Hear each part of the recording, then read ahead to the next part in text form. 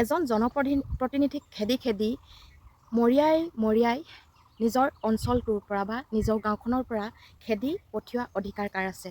এজন প্ৰতিনিধিত্ব কৰিবলৈ সকলোৰে অধিকাৰ আছে। এইখন হৈছে আমাৰ ভাৰতীয়ৰ নাগৰিকত্বৰ স্বাধীন দেশ, আৰু সেই স্বাধীন দেশত সকলোৰে বাক স্বাধীনতা আছে যে এখন ৰাজ্যত ৰজা হিচাপে স্বীকৃতি কৰি বা এটা সমষ্টিত বিধায়ক হিচাপে স্বীকৃতি কৰিবলৈ সকলোৱে প্ৰতিনিধিত্ব কৰিব পাৰে। তাকো আমি নিজৰ বিবেকেৰে চাই চিতি তেওঁলোকক প্ৰতিদ্বন্দ্বিত কৰিলে বুলি জয়যুক্ত নকৰোঁ। কিন্তু সেই প্ৰতিনিধিসকলক আমাৰ খেদি পঠিওৱাৰ জনসাধাৰণৰ ক'তো অধিকাৰ নাই। নমস্কাৰ বন্ধু বান্ধৱীসকল, কি খবৰ? আপোনালোকৰ ভালনে বাৰু? বৰ্তমান মোৰ ভালেই। এনেকুৱা ভিডিঅ' আচলতে বহুত দিনৰ মূৰত আপোনালোকৰ মাজলৈ লৈ আহিছোঁ।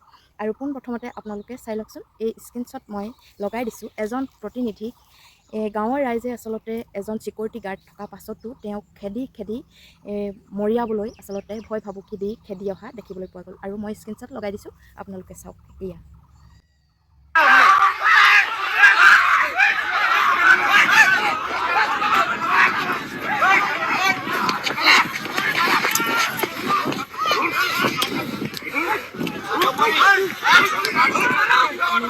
দেখিলে, এই স্ক্ৰীনশ্বটটো দেখি আপোনালোকে কি বুজিলে?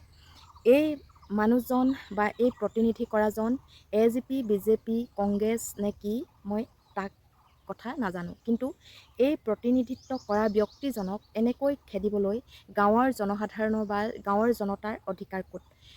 পোনপ্ৰথমতে সেই কথাটোকে মই কৈছোঁ। কাৰণ এজন প্ৰতিনিধিত্ব কৰিবলৈ আহে আমাৰ সমাজৰ নানাটা সমস্যা সমাধান কৰিবলৈ। কিন্তু সেই সমাধানৰ ক্ষেত্ৰত কোনে কি কৰিব, হয়তো প্ৰায় BJP, কংগ্ৰেছ, AGP এনেকৈ বহুত কেইজন প্ৰতিনিধিত্ব এটা সমষ্টিত কৰিব পাৰে।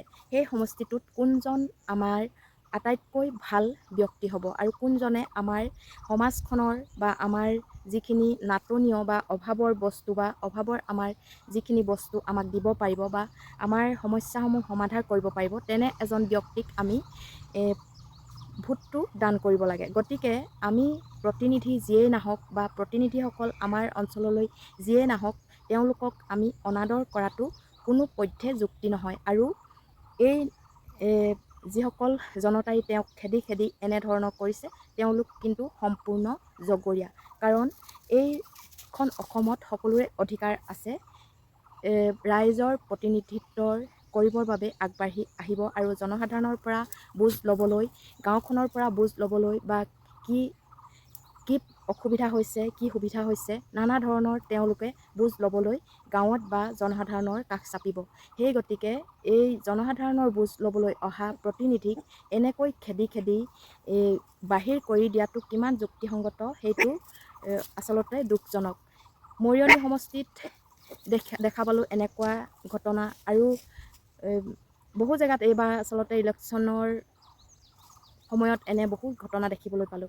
এই ঘটনাবোৰে আমাৰ সমাজক খুবেই বেয়া এটা প্ৰভাৱ পেলাইছে বুলি মই ভাবোঁ। সেই গতিকে এই ভিডিঅ'টো পাই আচলতে মই এনেকুৱা এটা ভিডিঅ' প্ৰস্তুত কৰিবলৈ মন গ'ল যে আমাৰ সমাজখন কোন দিশে গৈ আছে, আৰু এনে যদি হ'বলৈ হয় তেনেহ'লে যুদ্ধৰ সমানে প্ৰয়োগ কৰিব লাগিব। গতিকে প্ৰতিনিধিজন অকলশৰে আছিল বাবে আজি তাৰ পৰা দৌৰি পলাইছে। কিন্তু যদি সমানে দুই পক্ষ মানুহ থাকিলহেঁতেন, তেনেহ'লে তাত এখন ৰণ আৰম্ভ হ'লহেঁতেন, আৰু সেই ৰণখনত হয়তো কোন কেনেকৈ মৃত্যু হ'লহেঁতেন বা কাৰ কেনেকৈ কি হ'লহেঁতেন তাৰ কোনো ঠিকনা নাই। সেই গতিকে চাওকচোন আপোনালোকে ভাবি চিন্তি আমাৰ সমাজখন কোন দিশে গতি কৰিছে।